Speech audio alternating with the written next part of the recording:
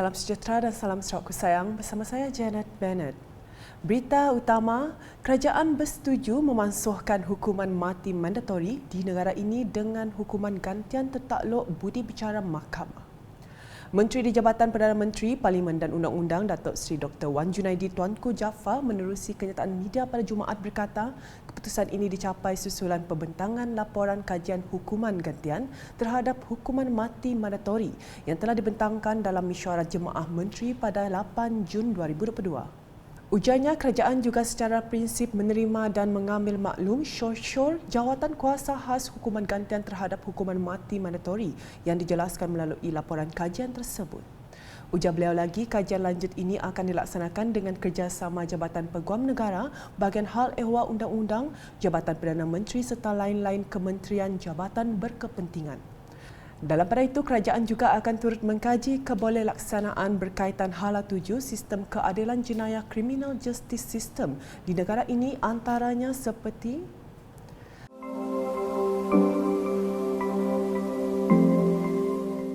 Jelas Datuk Seri Dr. Wan Junaidi, keputusan berkaitan perkara ini menunjukkan keutamaan kerajaan untuk memastikan hak semua pihak adalah terpelihara dan terjamin sekaligus mencerminkan ketulusan barisan kepimpinan negara ini dalam menambah baik sistem keadilan jenayah negara yang serba dinamik. Berita seterusnya, Kementerian Kerja Raya KKR Malaysia Jelajah FT Road Pedia Sarawak kembali buat kali kedua di Bumi Kenyalang bermula pada 9 hingga 11 Jun 2022 dengan perjalanan sejauh 826 km dari Kuching dan berakhir di Miri. Upacara pelepasan atau flag off telah disempurnakan Timbalan Premier Sarawak Datuk Ahmad Douglas Embas seawal jam 7.30 pagi Khamis. Rombongan tersebut yang diketuai Menteri Kanan Kerja Raya Datuk Seri Fadilah Yusof akan menaiki bas sejauh 826 km dari Kuching ke Miri melalui lebuh raya Pen Borneo sahaja 786 km dan Jalan Persekutuan untuk meninjau sendiri perkembangan, isu dan cabaran projek Pen Borneo Sarawak yang kini telah pun siap 83%. Turut sama dalam acara pelepasan jelajah FT Road Pedia Sarawak itu ialah dua timbalan Menteri Infrastruktur dan Pembangunan Pelabuhan Sarawak, Senior Aidil Lariwo dan Datuk Majang Renggi. Datuk Majang turut sama menaiki bas bersama rombongan dalam jelajah FT Road Pedia Sarawak kali ini yang turut disertai pengurusan tertinggi KKR dan agensi di bawahnya. Dalam pada itu, menurut kenyataan media Kementerian Kerja Raya KKR pada Khamis, jelajah FT Road Pedia Sarawak pada hari pertama melibatkan tinjauan kepada beberapa pakej kerja lebuh raya Pen Borneo Sarawak iaitu pakej kerja 2 dari Sematan ke Jambatan Sungai Moyan, KSR Interchanges Batu 4.5, Batu 6, Batu 7 dan Batu 10 sepanjang 95.43 km.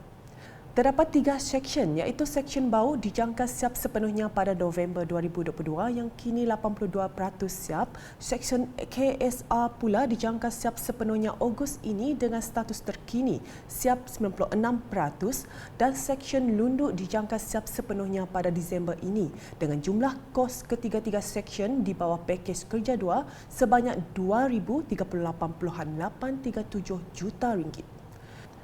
Sementara itu, pakej kerja 3 pula meliputi bulatan serian ke Persimpangan Bantu sepanjang 75.01 km yang mempunyai 2 seksyen iaitu seksyen serian yang telah siap pada 4 Disember 2021 dan seksyen Bantu dijangka siap pada Ogos 2022 dengan status terkini sebanyak 97% melibatkan anggaran kos RM1,348.973 juta.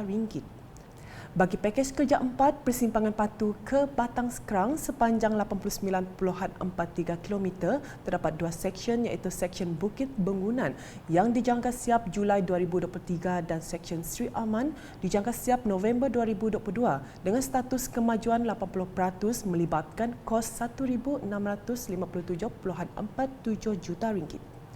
Manakala pakej kerja 5 Persimpangan Batang Sekerang ke Sungai Awi sepanjang 67.94 km dengan seksyen Betong dijangka siap Disember 2022 dengan status kemajuan 83% dan seksyen Spau dijangka siap 2023 di mana kini siap 67% melibatkan kos RM1,236.5 juta. Pakej kerja 6 dari Jambatan Sungai Awik ke Persimpangan Bintangor sepanjang 64.48 km mempunyai dua seksyen, iaitu seksyen Bukit Sebangkol yang dijangka siap November 2022 yang kini siap 88% dan seksyen Sarike pula yang kini 69% dijangka siap Disember 2022 melibatkan RM1,253.86 juta. Berita di Miri, perkhidmatan bot penumpang kawasan Sungai Tutoh Baram perlu diaktifkan semula bagi kemudahan penduduk di kawasan itu. Perkara ini telah dibincangkan dalam satu mesyuarat koordinasi permohonan pengaktifan semula perkhidmatan ini di Bilik Mesyuarat Utama Pejabat Residen Bahagian Miri pada Khamis. Mesyuarat tersebut telah dipengerusikan Menteri Pengangkutan Sarawak Datuk Seri Lee Kim Shin serta turut dihadiri Timbalan Menteri di Jabatan Premier Sarawak Bureau Immigration dan Pemantauan Projek merangkap Ahli Dewan Undangan Negeri Adun Mulu Datuk Gerawat Gala, Timbalan Menteri Kesihatan Awam Perumahan dan Kerajaan Tempatan Kesihatan Awam Perumahan merangkap Adun Marudi Datuk Dr. Penguang Manggil, Adun Telang Usan Dennis Ngau dan Setiausaha Tetap Kementerian Pengangkutan Sarawak Datuk Baklen Banggi. Dalam mesyuarat ini juga, Pegawai Daerah Marudi telah memberikan taklimat mengenai keperluan mengaktifkan semula perkhidmatan bot penumpang untuk kawasan Sungai Tutoh, Baram dan Lembaga Sungai-Sungai Sarawak LSS pula memberikan taklimat mengenai perkhidmatan bot penumpang untuk daerah Marudi. Menerusi mesyuarat ini, Datuk Seri Lee berharap pihak yang berkenaan membuat laporan untuk menyokong dan mengaktifkan semula perkhidmatan ini. Dalam program berasingan, Menteri Pengangkutan Sarawak Datuk Seri Lee Kim Shin telah melakukan lawatan ke tapak kebakaran yang berlaku di perumahan Desa Murni, Permajaya Miri pada Khamis. Kejadian kebakaran yang berlaku pada Rabu itu telah membabitkan 2 buah rumah teres setingkat.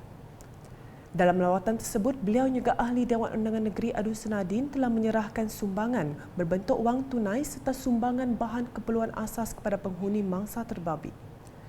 Sumbangan ini adalah dari Pusat Khidmat Masyarakat Parti Rakyat Bersatu Sarawak SUPP Senadin Miri, Jabatan Kebajikan Masyarakat JKM Miri dan Persatuan Bulan Sabit Merah PBSM Miri. Beralih mengenai berita di Sarike, Jawatan Kuasa Ketua Masyarakat dan Ketua Kaum KMKK Sarike telah menganjurkan Malam Jasamu dikenang mantan Ketua Kaum di Dewan Serbaguna Kampung Seberang Sarike pada Khamis. Majlis tersebut diadakan bertujuan meraihkan mantan-mantan KMKK yang telah memberikan khidmat kepada masyarakat Sarike selama bertugas menjadi ketua masyarakat. Ahli Dewan Undangan Negeri Adun Kuala Rajang Datuk Len Talif Saleh merakamkan penghargaan kepada semua mantan ketua masyarakat di atas jasa dan pengorbanan selama berkhidmat untuk masyarakat di kawasan Sarike. Beliau meluahkan rasa syukur berikutan proses peralihan kepimpinan di peringkat akar undi ini berjalan lancar sekaligus menyambung kesinambungan peralihan pemimpin di peringkat Dewan Undangan Negeri, DUN dan Parlimen. Datuk Len turut menyeru agar semua KMKK terus berkhidmat dengan penuh amanah bagi kebajikan semua rakyat di bawah selian masing-masing. Manakala berita di Kabong, Ahli Dewan Undangan Negeri Adun Kabong Muhammad Chi Kadir telah hadir ke Majlis Randau bersama Ahli Persatuan Ibu Bapa dan Guru PIBG Sekolah Jenis Kebangsaan Cina SJKC Chunghua Kabong pada Khamis. Dalam majlis itu, Muhammad Chi telah menyerahkan sumbangan geran berjumlah RM50,000 kepada PIBG dan Lembaga Pengurusan Sekolah SJKC Chunghua bagi membina beberapa unit bilik darjah untuk kegunaan murid-murid sekolah berkenaan. Turut hadir Guru Besar SJKC Chunghua Kabong Wong Ling Lung, Kapitan Hong Tung Ki dan Pengerusi Lembaga Pengurusan Sekolah LPS Lee Kiat Sin.